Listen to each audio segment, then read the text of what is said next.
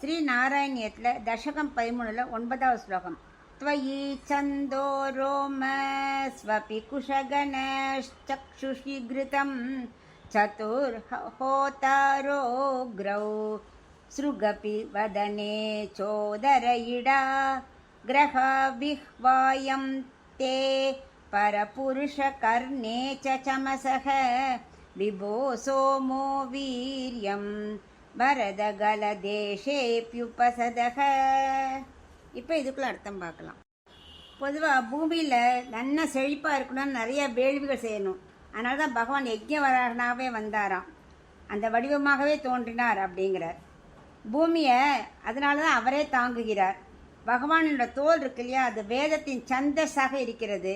அவருடைய ரோமங்கள் தர்பைகளாக இருக்கின்றன. அந்த கண்கள் நெய்யாக இருக்கிறது. யாகங்கள் செய்து வைக்கும் ரித்விகள் திருவடியில் இருக்கிறார்கள். முகம் சிற்காக இருக்கிறது. வயிறு இடா என்ற பாத்திரமாக இருக்கிறது. நாக்கு கிரகம் என்ற பாத்திரமாக இருக்கிறது.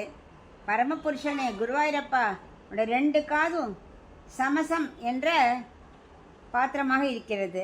சோமரசம்ங்கிறது பகவானோட பீஜமாக இருக்கிறது. வரம் தரும் குருவாயூரப்பா, உன்னுடைய கழுத்து உபவேள்விகளாக இருக்கின்றன அப்படின்னு பட்டத்திரி வளர்க்கிறார். ஸ்ரீ நாராயணியத்தில் தசகம் 13 10வது ஸ்லோகம் பார்க்கலாம்.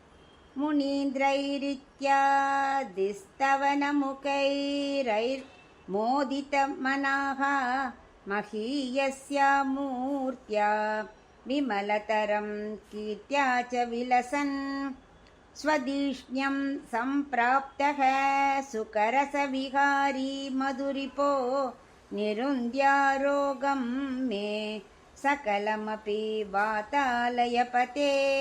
இப்போ இதுக்குள்ள அர்த்தம் பார்க்கலாம். முனிவர்களாக உன்னை நன்னா துதி பண்ணாலியா, அந்த துதி செய்த முனிவர்களால் அவருடைய துதியினால் திருவுள்ள மகிழ்ந்து மிக பெரிய வடிவமான களங்கமில்லாத மிக தூய்மையான ஒளி வீசக்கூடியவனாக நீ இருந்தாய். அதுக்கப்புறம் உன் இருப்பிடமான வைகுண்டத்தை அடைந்து உனக்கே உரிய இன்பத்தில் திளைத்திருந்தாய். மது என்ற அசுரனை அழித்தவனே, நீதான் குருவாயில் இருக்கிறாய். அப்படிப்பட்ட நீ என்னுடைய இந்த வாத ரோகத்தையும் பிறவி பிணியையும் நீதான் போக்க வேண்டும் அப்படின்னு பிரார்த்திக்கிறார்.